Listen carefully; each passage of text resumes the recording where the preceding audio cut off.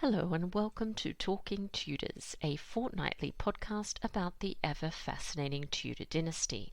My name is Natalie Grueninger and I'll be your host and guide on this journey through 16th century England. Are you ready to step through the veil of time into the dazzling and dangerous world of the Tudor court? Without further ado, it's time to talk Tudors.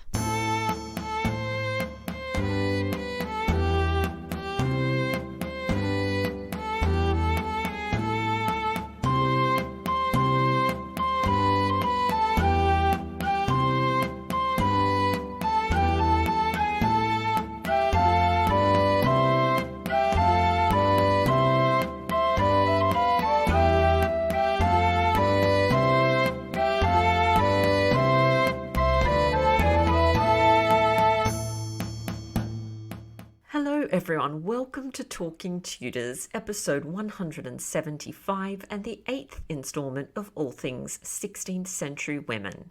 I'm your host, Natalie Grueninger. Thank you so much for joining me today. Throughout August and September, we've been exploring the lives of 16th century women through a series of podcast episodes here on Talking Tudors and video lectures over on my YouTube channel. While all the content is free, I ask that you consider supporting the event by becoming a Talking Tudors patron.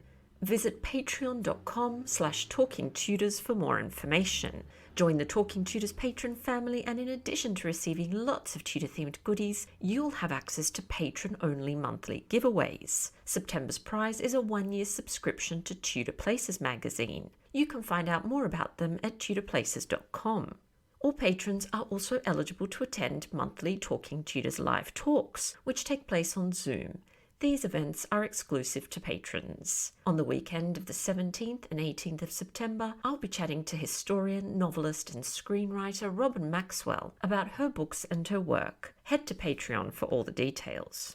You can also support the podcast and share your love of Tudor history with the world by buying Talking Tudors merchandise. There are a number of designs and products available, including phone cases, mugs, notebooks and apparel. Check out all the products at talkingtudors.threadless.com. I would love to see pics of you wearing or using your Talking Tudors merch, so please do tag me on social media and use the hashtag #ILoveTalkingTudors. Now, on to today's episode. I'm thrilled that joining me on the show to talk about Aztec-Mexica women is Dr. Caroline Dodds Pennock. Dr. Pennock is Senior Lecturer in International History at the University of Sheffield, specialising in Mesoamerica and the Atlantic world. She's the UK's only Aztec historian, and her first book, Bonds of Blood, Gender, Life Cycle and Sacrifice in Aztec Culture, won the Royal Historical Society's Gladstone Prize for 2008. Caroline's new book on Savage Shores, How Indigenous Americans Discovered Europe, is a groundbreaking history of how native peoples from the Americas crossed the Atlantic and transformed the world after 1492. This will be published in January 2023. Our conversation's coming up straight after this short musical break, courtesy of guitarist Jon Sayles.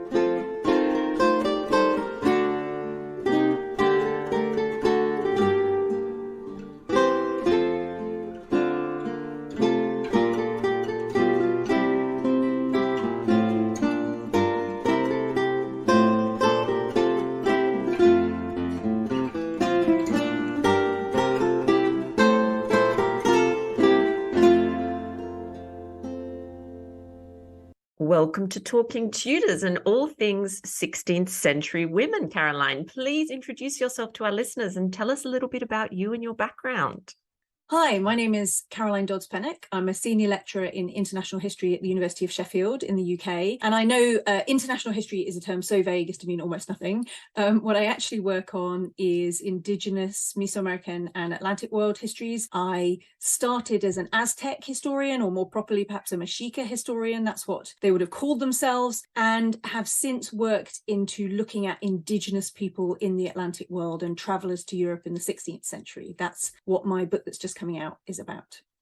Wonderful. How exciting. Now, I've actually, when I was doing a little bit of research for this particular episode, I've seen you often referred to as the UK's only Aztec or Aztec-Mexica historian. So when did you first become interested in this particular subject? So it's actually not a very interesting story about how I became interested in Aztec history. The truth is that I was fascinated by history when I was young. And at some point, I really started to recognize how interesting Aztec history is. It's a period of history that people think they're very familiar with, but actually don't know that much about. They just know stereotypes about it. And the Aztecs, and I think it is okay to call them the Aztecs just so people know who we're talking about, but it is also important to recognize they would have called themselves the Mexica or the Tenoch, the people of Tenochtitlan. But this is a culture that is so much more sophisticated and interesting than people think, so much more diverse, and also is contemporary, as you know, because I'm on the podcast, contemporary with the Tudors, as well as other dynasties. And people think of them, I think, as a very ancient culture. They tend to pigeonhole them with cultures like the Egyptians, but actually they're really quite modern. And so when the Spanish invade, you get this moment of a European culture we think we're very familiar with meeting a society that we think is very unfamiliar. And for me, that was fascinating as a child. But I don't have a grand moment of revelation. I just really liked history when I was young. Awesome. And so introduce us, Caroline, to the people that we're talking to, the people that we often refer to today as the Aztecs. So, you know, where do they live? You've told us the time period, just a little bit about them. The people we're talking about when we refer to them as the Aztecs are actually the people of the city of Tenochtitlan, which is on the site of what is now Mexico City, downtown Mexico City, in the Valley of Mexico. They settle there in the early 14th century, but actually only come to power in the early 15th century. So they're only the culture that we recognize, the big kind of built up centralized society for about 100 years before the Spanish arrive. It's not a very long lasting empire, and not obviously through its own devices, but because of invasion. They would probably have called themselves the Tenoch, the people of Tenochtitlan, or the Mexica, the people of Mexico. Now, there's some slight hedging here, because while I am focusing on the city of Tenochtitlan, and this is the dominant culture in the valley for that 100 years, there are also lots of other civilizations in this area. Even on the island, because Tenochtitlan actually was a big island city at that time. Mexico City now, they've reclaimed all the land from the lake, but it was an island city. There were actually two cities on the island, Tenochtitlan and Tlatelolco. So it's not even a single culture in that urban center. So we have to recognize that while we think about this one civilization, there are actually lots of competing and collaborating cities and states in that central region of Mexico too. Yeah, that's so interesting. And in terms of the civilization or society, basically, how is it organized? Is it like a class system like we recognize in, Tudor England, or is it something else? It is quite hierarchical.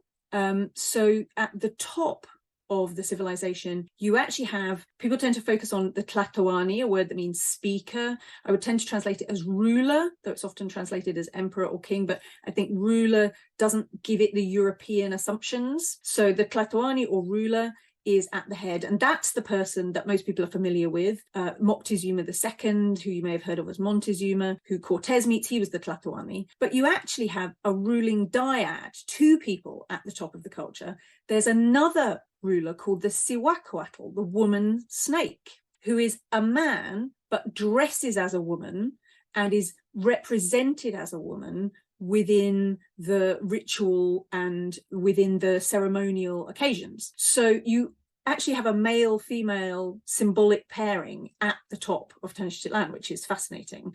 There's a lot of debate about their different roles, but my view is that broadly the Tlatoani the male figure deals with political and external affairs, and the Siwakwatl, the woman snake, deals with domestic affairs to a greater degree. Below that, you have the two ranks of nobility, the Tekutli, who it's a word that's usually translated as lords, and the Pili, who are the nobility. Now, the Tekutli are the high nobility, and this is really interesting and important, I think. It may sound like I'm going into too much detail, but the reason I want to say it is that Aztec society is a fascinating combination of status and birth and ability. So broadly, you have the nobility and then the commoners, the Masahualtin, but a commoner can become a Pili, the nobles, the lower class of the nobility, through extraordinary achievements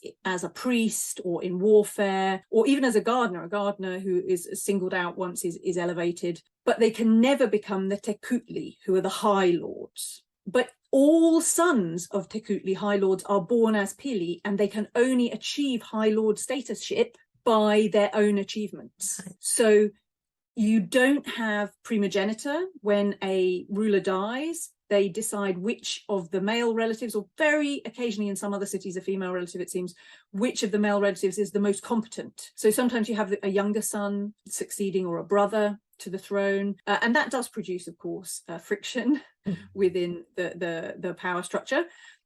Apart from that, you then have the Masahualtin, who are commoners, who are craftspeople, they are farmers in the majority. And you also have a group sort of off to one side called the Pochteca, the merchants. Now, because Aztec society is very not keen on the idea of visible wealth, personal wealth, it's all about communal ownership, a lot of it. The Masahualtin have to kind of keep secret their wealth, so they're not allowed to show their money or their display, and they hold feasts to sort of redistribute wealth. They're a kind of secretive group who, it seems, even maybe had some of their own law courts and things. So you have broadly a power pyramid, and then there are enslaved people and a group called the Tlalmayitl, the Hand of the Earth, which are a bit mysterious. They may have been the original inhabitants of the region at the bottom. Slavery is not exactly the same as we would understand it. You can marry, you have a lot more rights, but obviously they're outside of that citizenship structure.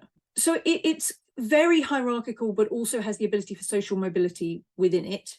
The other main organizing principle, I would say, is gender. Men and women have very distinctive, very cooperative, but very separate roles within the society. Both are valued, but they are not valued for doing the same things ordinarily. So women have a lot of the marks of what we would consider as rights. They can inherit power and property. You can get a divorce. You're not allowed to beat your wife, things like that. But then you do have polygyny, and men hold most of the great offices, although women also hold important jobs like doctors and marketplace overseers, things like that.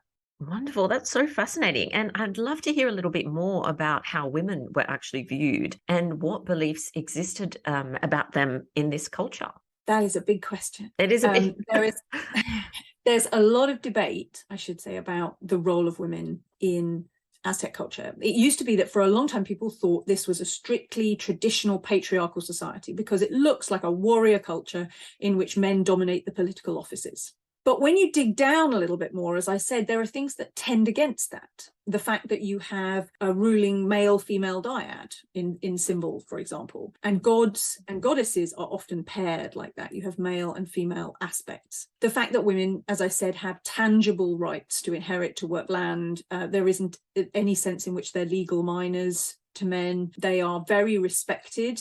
If anything, a little bit feared. They tend to do domestic roles, but I would argue and have argued in print that that domestic sphere is more in the political sense than it is the kind of strictly home-based sense. So women hold important roles within the community, but they don't tend to travel abroad or be involved in national politics, for example, though there are a few exceptions, elite women. Now, where men tend to be involved in warfare and in politics, as I said, crafts are done by both.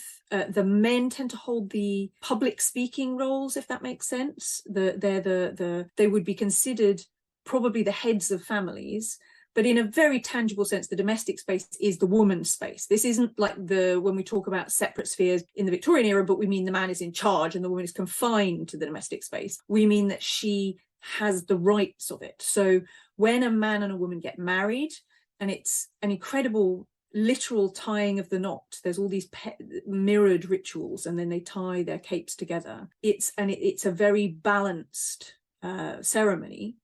The woman is given 4 cotton capes, which are the currency, a large piece of currency, to set up the household. So the woman deals with the household finances. And so you have this what I would call a complementary system of gender, where you have 2 separate but balanced equal spheres. There have been some people, though, who have argued that it is patriarchal nonetheless, and it does have some aspects that are patriarchal. And it also, in the metaphysical sphere, can seem like gender is a little bit more fluid at times and less fixed than that. So some people have argued that for that fluidity in everyday life a bit more than I'm doing, because of the nature of the sources that we have, which are very, very difficult and almost exclusively produced after the arrival of the Spanish. It's really hard to be conclusive about it. We can only speculate, really. Yes, and I was just thinking in terms of I apologize, I forget the exact title, the head sort of male ruler. The Tlatoani. Yes, would he have a spouse or a wife for supporting him in some way? Yes, he would have probably multiple wives. But what's important, I don't know why I said probably, he definitely had multiple wives. But what's important is that he had only one primary wife. You could only go through the marriage ritual with one woman. And she was considered the main, what's often translated as queen, but it's not really queen, female lord. And it is from her that royal blood descends, if that makes sense. So, and sometimes there are even cases actually of that when the main wife can't have a baby, of one of the children of another wife being laid with her as if she was giving birth to it, so that it's kind of adopted into the royal line. So that pairing of one man and one woman remains important at the highest levels, even though polygamy is the norm amongst the nobility, and seems to become very, very emphasized in the later years of Aztec rule. Moctezuma goes to great efforts to emphasize his importance, his power, and part of that is having many, many wives and many, many children. They're sometimes called concubines, but I don't think that word really captures it. They are wives, but they are not the primary wife. And the fascinating thing is that the royal blood, as opposed to noble blood in the Aztec line, comes from the female side. So when the Aztecs migrate to the Valley of Mexico and they settle there, they have lords among their group, but they don't have any rulers, any what we would see as royalty, and so they intermarry with the local royalty. And Susan Gillespie has argued that every 3 generations, and of course because we only have about 100 years to work with, you can't see whether the pattern would have carried on, but every 3 generations in the time period that we have, they marry a royal woman again from a local group. And she's argued that it's a sort of renewal of the royal blood, which is really interesting. So I find it fascinating that the royalty is coming from the woman's side, not from the man's. You very definitely don't have primogeniture here. Yeah, that is really interesting. And Caroline, tell us a little bit about this association between women and disorder. Yes, I've been kind of emphasizing women as bearers of power, but actually there's another side to this. And I suppose it's not unusual. In many societies, men are associated with culture and women with nature. And Aztec women very definitely are associated with nature in a very important and very, very tangible sense. And that makes them dangerous. And this is an idea that's familiar from other civilizations. You know, the idea that women access the forces of childbirth can make them powerful and also feared in some cultures, but it happens very tangibly in Aztec culture. What is believed is that when women give birth, they are literally imbued with the body of the earth goddess, with her power at the moment that they're giving birth. And if you die during childbirth, your body remains imbued with that power. So young warriors would try and steal pieces of the body to carry into battle because they believed that the power was stuck there because she died during childbirth. So childbirth gives women access to forces that are considered both very creative and important, but also potentially dangerous and destructive. Now, one of the problems that we have, though, is that, as I mentioned, all the sources are tangled up with Spanish perceptions, because when the Spanish arrived, they destroy almost all the indigenous records. The Aztecs are a literate culture. It's a literate pictographic culture, but they have huge numbers of records, including things like marriage contracts, and they're all destroyed by the Spanish, who fear that they're religious documents. And so after the conquest, the first fervor of the conquest, some missionaries realized that perhaps they've made a mistake, that it's hard to understand this society. So they asked them to recreate some of these documents, mostly religious and social documents. And so we have a few from after the conquest that are pictographic. But most of what we're working with is records by Spaniards about Aztec culture. And so the problem is that all the ideas about gender get tangled up with Spanish ideas about gender. Now, the reason that I think we can make a strong case for the picture I'm arguing for, which is that Aztec women are both feared and really tangibly respected and believed to be important, is that it seems to be an image that I can't imagine the Spanish imposing. I can imagine them praising it, which they do at some times, and seeing it as familiar. And I can imagine them condemning it because, of course, with human sacrifice and the desire to justify the conquest, they very often condemn Aztec culture. But this idea of women as important and powerful and holding their own sphere of influence seems really difficult to imagine the Spanish imposing or imagining for themselves. That said, when we deal with things like the idea of women in disorder, in some of the sources you see, for example, talk about gossip and women's the wrong words being used at the wrong time, being dangerous. And that feels like a Spanish thing, but it also feels like an Aztec thing, because they too are a very polite, controlled culture. They believe in strong etiquette, and they even have two forms of the language, the everyday form and then the courtly form, the polite, the elite form of the language. So when Cortez arrives, Moctezuma says things to him like, my kingdom is yours. But it's just it's a ritual welcome, mi casa es su casa, this kind of thing.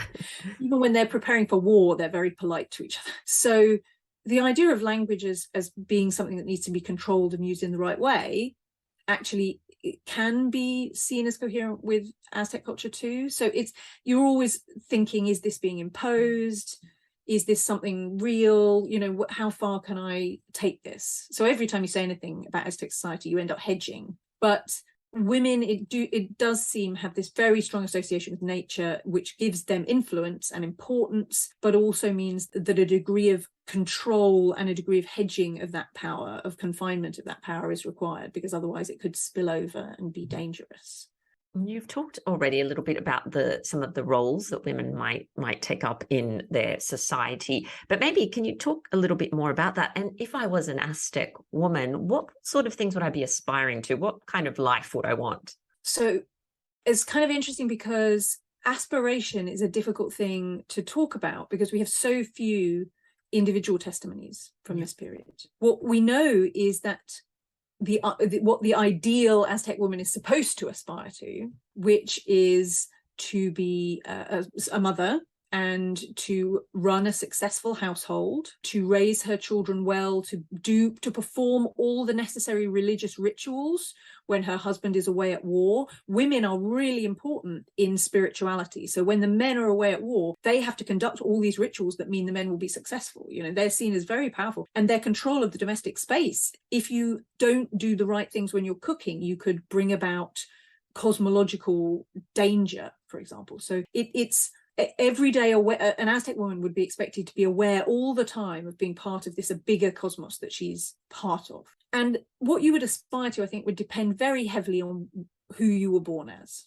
So the gender roles do translate very heavily across classes, for want of a better word. Social statuses is probably better. Classes, a bit Marxist, a bit modern. So all women are expected to be good cooks, in charge of the household economy, and to do sweeping, which was a ritual act as well as a cleaning act. It's to do with keeping out tlatzoli, which is often translated as sin, but actually means more like dirt or stuff out of place. So when you're sweeping away spiritual uncleanliness as well as literal uncleanliness. But then a lot of women would also have been craftspeople. You have women who are jewelers. Weaving was fundamental to women's identity. And weaving is not just a craft and something that you can sell. Weaving is in and of itself an economic act, because cotton and cloth is one of the most important currency measures. So when you're weaving a cape, you are literally making money. Some people have made the case that this is one of the reasons for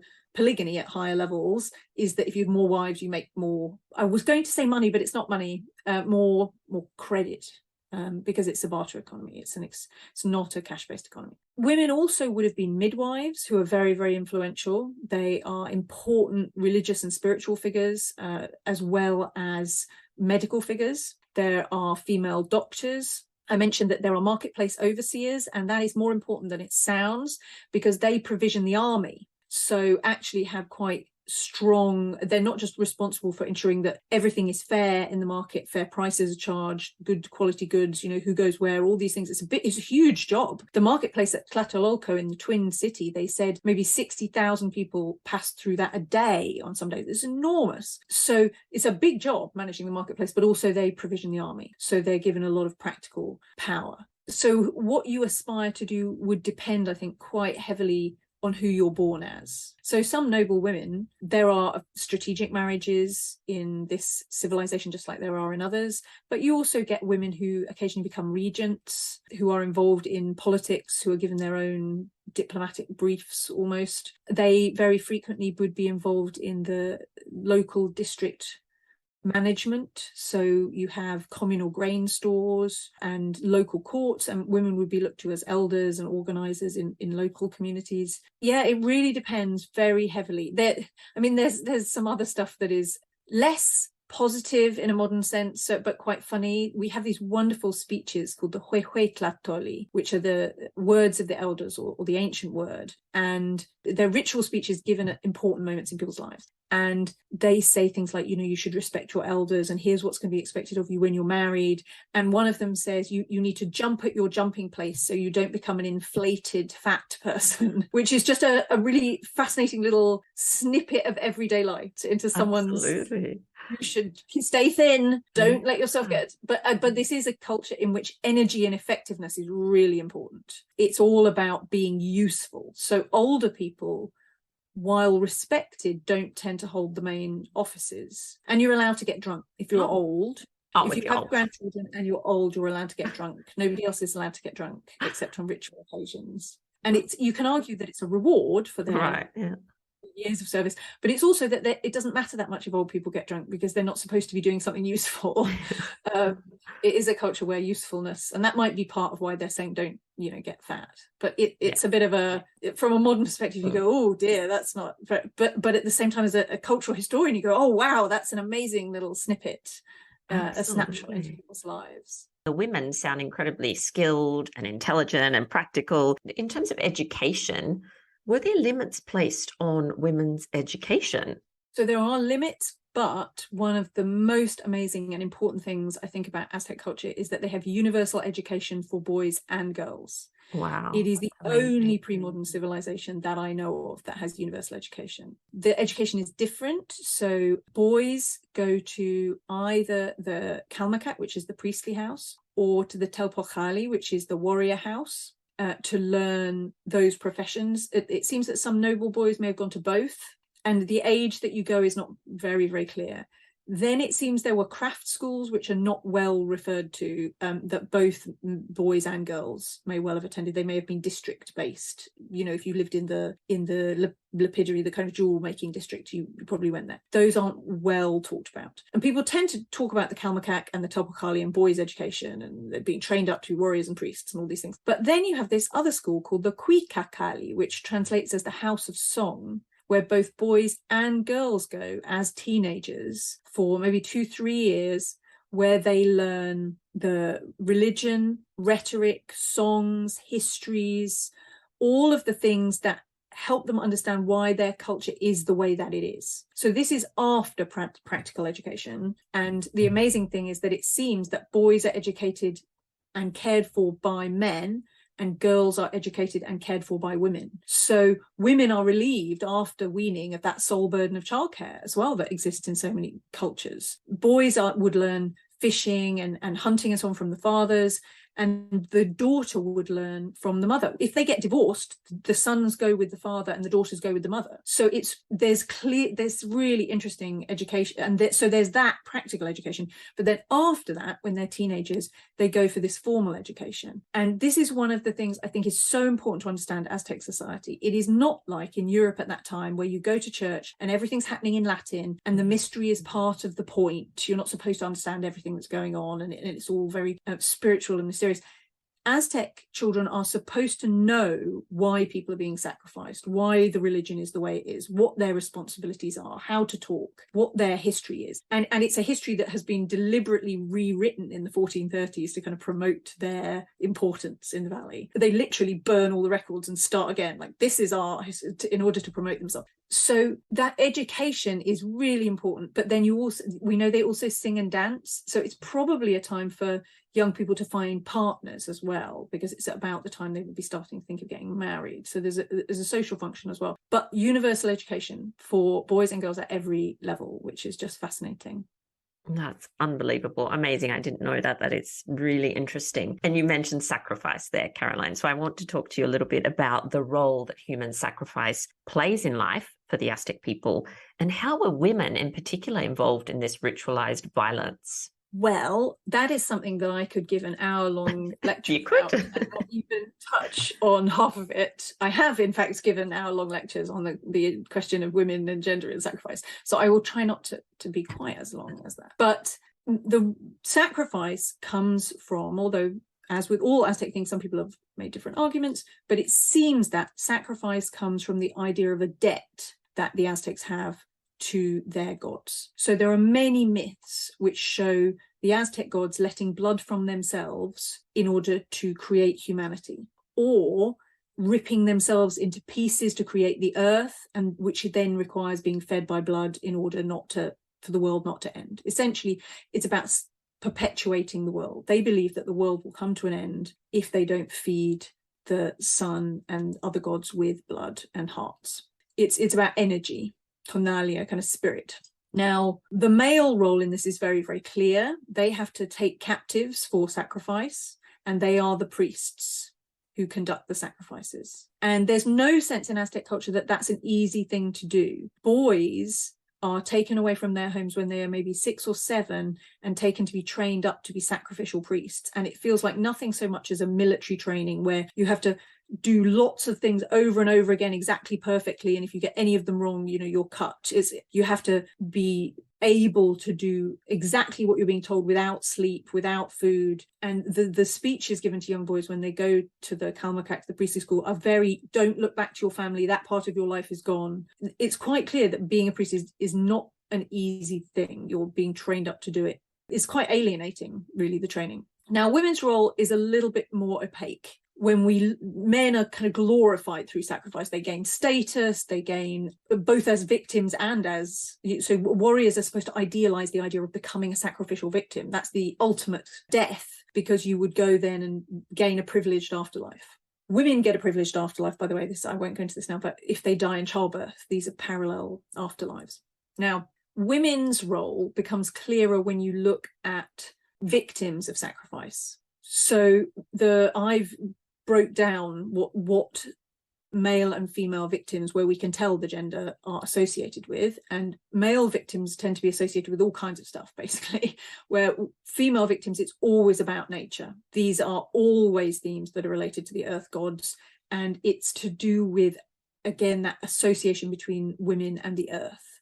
So women are important. They witness sacrifice, they're part of the festivals around sacrifice, and they are victims in sacrifice, but they're never sacrificial priests. One interesting thing perhaps is that afterlife that I mentioned, where men go off to become, so what happens is, first of all, the men become companions of the sun for 4 years. These are the men who die in battle or in a sacrifice. They accompany the sun to its zenith, and women who've died in childbirth accompany it to its setting. And that seems like a complete parallel.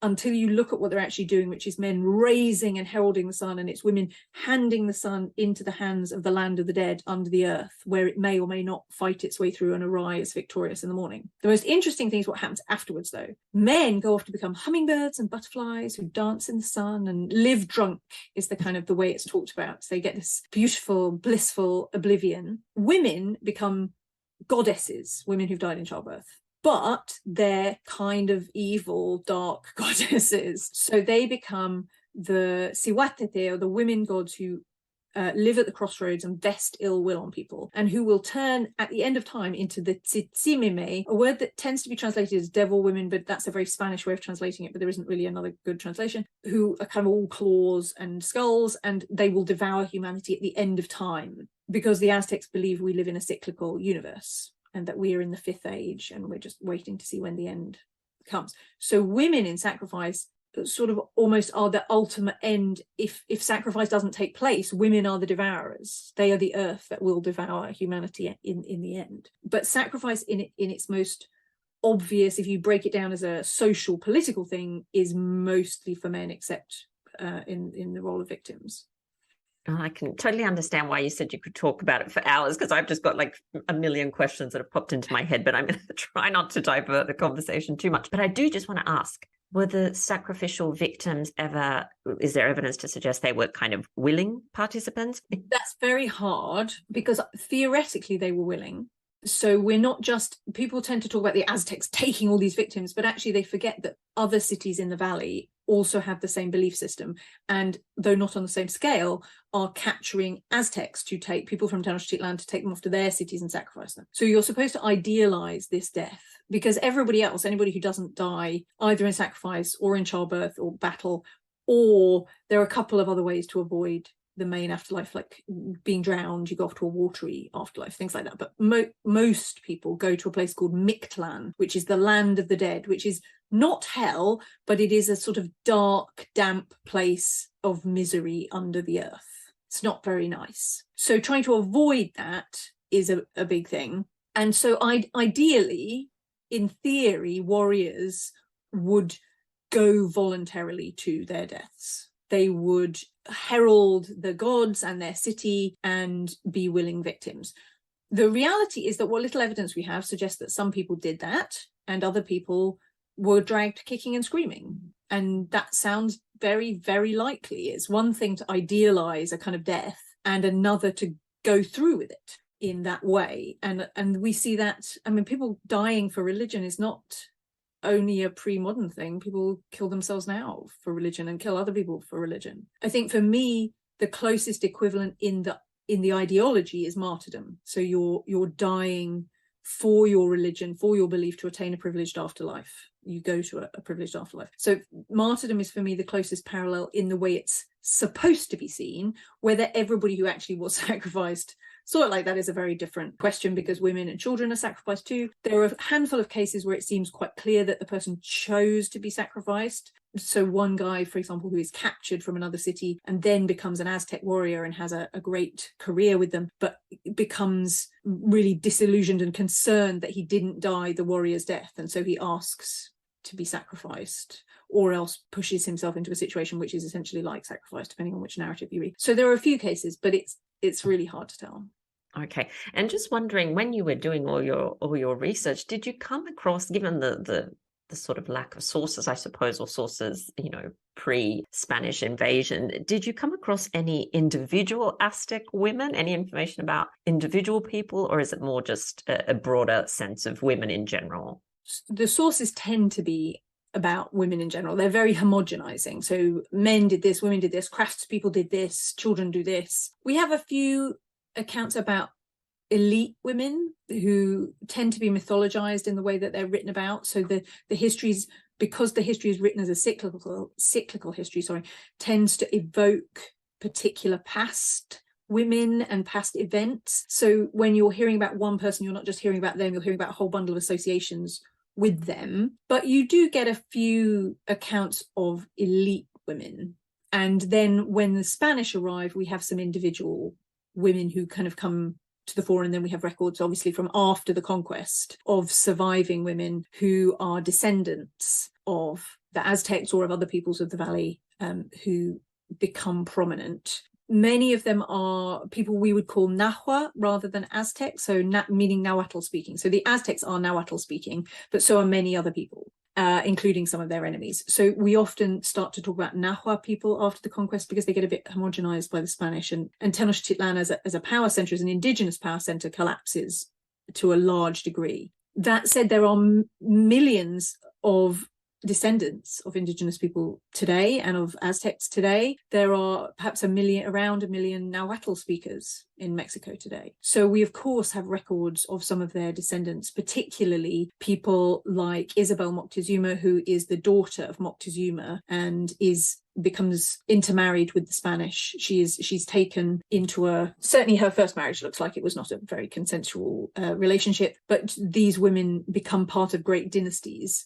and then have a lot of children, and in some cases have surviving descendants today as well. So while we're on the topic of descendants and women that came after the Aztecs, so I know you're working on Indigenous travelers to Europe. So are any of those women descendants of the Aztec women? Yes, some of them are. So I have a book coming out in January, which is super exciting, called On Savage Shores, How Indigenous Americans Discovered Europe. And that started out actually as a project about Mexican people from what we think was Mexico today, indigenous peoples traveling to Spain. And then it became this much bigger project, which covers people from the Inuit to the Tupinamba and traveling to places all over Europe. But the starting point, and a lot of what I was really interested in, was the descendants of the Aztecs, or in some cases Aztecs themselves, because the first travelers are from the very beginning. So from the first time Columbus returns from the Americas, he brings indigenous people with him. And when Cortez arrives in 1519, he sends back emissaries to Spain, and he sends Totonac people with them. So you have indigenous Mexicans in Europe from the very beginning, and there is one of those Totonac people, at least, is a woman who's often seen as a wife, but could be a diplomat in her own right. We don't know. The trouble is that the majority of those travelers are men, often brought as enslaved people. So there are some women who are enslaved as well, but most of the recorded names are of men, diplomats, entertainers, emissaries sent to court. There is a group that comes with Cortez in 1528 when he first returns to Spain after the conquest, and he goes to court determined to impress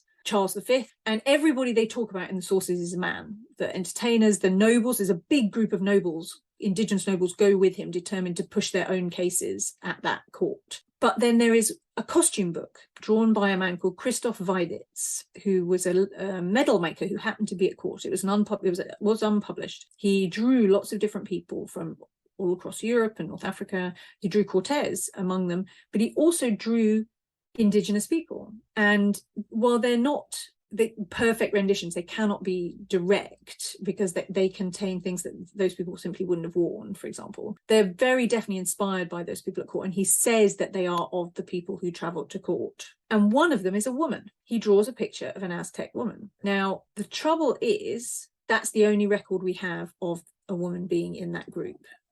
And the outfit she's wearing, which is a very impressive feather dress, cape sort of thing, she would never have worn. There's absolutely no way she would have turned up wearing that unless they had dressed her to fit some expectation. So is her outfit imagined, or is she entirely imagined? Because in most cases he wanted a man and a woman from each group he's representing. We don't know. But he claims in the gloss in the book says that this was the one woman who came with the group, and it is possible. And then you have descendants of all kinds of indigenous people who come in Extremadura, in western Spain. You actually have a whole cluster of descendants of the Incas. First, an Inca princess comes and settles there, Anusta, and she and her descendants become really important in and around this western part of Spain, but you don't tend to think of them as being there. And so you have these people, but women are much harder to trace, which is why, even though we're talking about the Aztecs, I mentioned the Inca Ñusta, because we know an awful lot about Francisca Pizarro, who is a descendant of the conquistadors, but also a descendant of the Inca rulers. And she is exiled to Spain because she's considered to be too powerful, too important. If she hangs around, people might try and use her to play power games in Peru. So she is exiled to Spain. And there are lots and lots of these travelers who must have women among them. There are Mexican, which I'm putting in inverted commas, which the audience can't see. There are some Mexican women who go, who very likely are Aztec or from nearby, who, for example, go as dependents of Spaniards. Very often Spaniards have women mistresses, occasionally wives in the Americas. They don't often bring them back, but in some cases they do, and then they appear in the travel records, and we know a little bit about their lives. There are some people who are enslaved, and they appear in the records after 1542, when Indigenous slavery is abolished, and so you see them appear appealing for their freedom. They aren't all what we would call Aztec, and frequently we don't know their precise origin. That's the trouble. We just know because they're labeled in the sources as Indian women. So, but some of them must have been descendants of the Nahuas, descendants of the Aztecs. There is a great demographic tragedy, though. Demographic makes it sound very cold. Something, because of the concentration of the population, because of diseases that they are unfamiliar to, because of the extreme violence of conquest and the way those things interact with each other and exacerbate each other. In the Valley of Mexico, you're talking about something like a 90% mortality rate among the indigenous people of that central valley. In other places, it's 50% to 80%, but the devastation in central Mexico is just astonishing. That is devastating, yeah.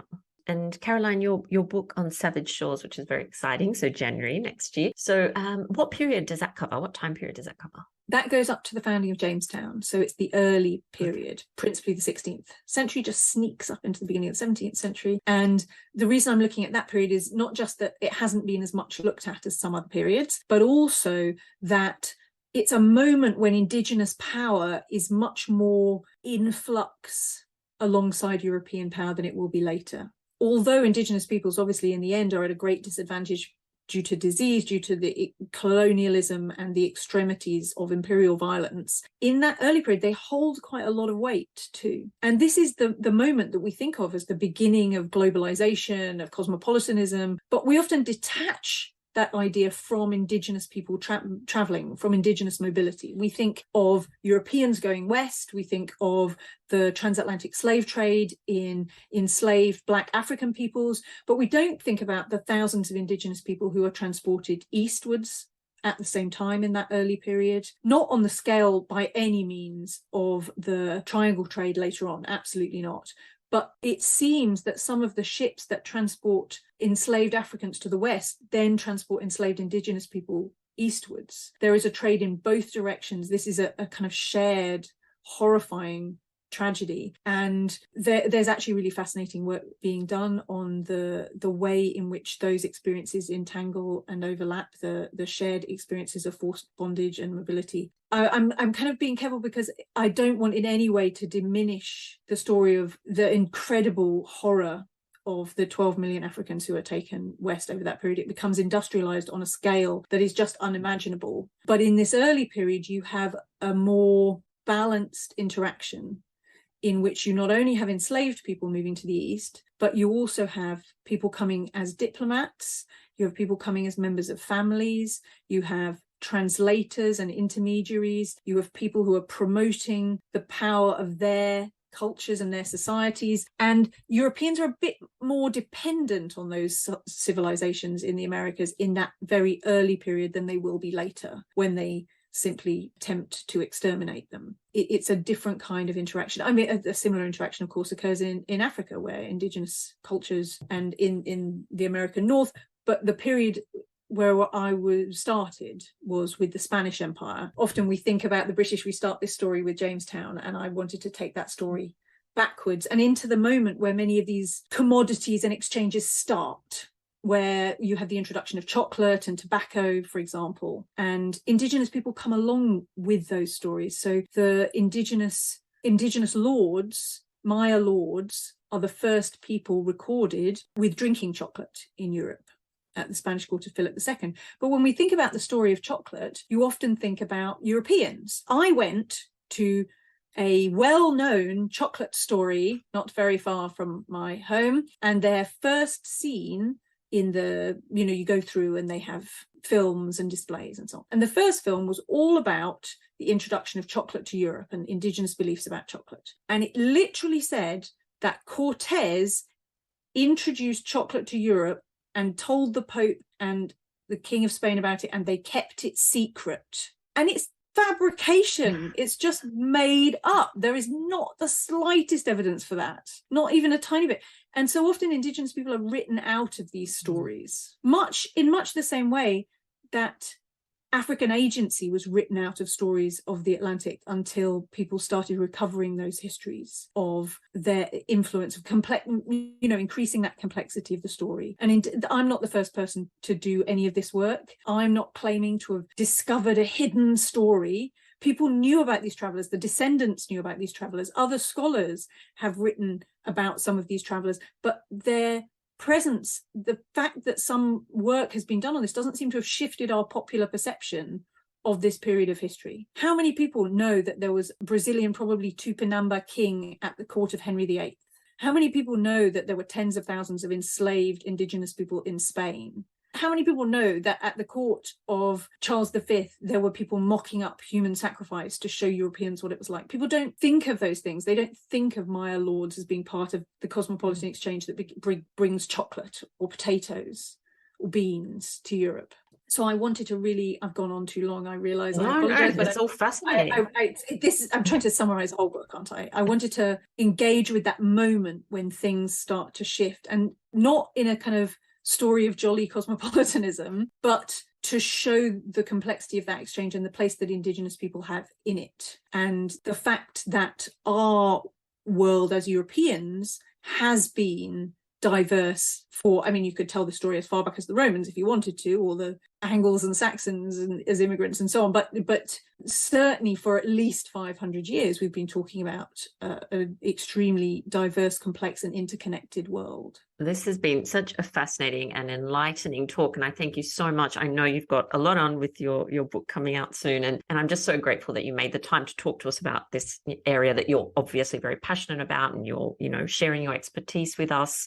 Thank you so much, Caroline. I imagine that people listening are just as intrigued by you as I am, and want to know more about your work. So we know the book's coming out. We need to all go and pre-order that book. I think it's very important. But where else can they find out about you and your work? Well, if people Google Caroline Dodds Pennock, then my work webpage will come up. But by far the easiest place to get in touch with me, to talk to me about my work or hear what I'm doing, is on Twitter at Caroline Pennock, where my book is my pinned tweet so that my publisher is happy. So yeah, it's been a real pleasure to talk to you. Thank you for thinking about the Aztecs as part of this period, because although of course calling them Tudors is maybe pushing it, they're very much part of that period of history, and that is often forgotten.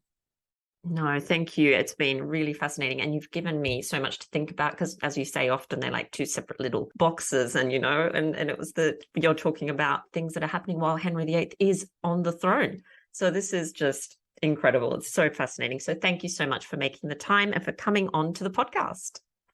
Well, that brings us to the end of this episode of Talking Tudors. Thank you so much for joining us. I absolutely love to hear from listeners, so if you have any comments or suggestions, or just want to say hi, please get in touch with me via my website, www.onthetudortrail.com, where you'll also find show notes for today's episode. If you've enjoyed the show, please share the podcast with friends and family, and don't forget to subscribe, rate, and review. I also invite you to join our Talking Tudors podcast group on Facebook, where you can interact with other Tudor history lovers and hear all the behind-the-scenes news. You'll also find me on Twitter. My handle is On The Tudor Trail, and on Instagram as The Most Happy 78. It's time now for us to re-enter the modern world. As always, I look forward to talking Tudors with you again very soon.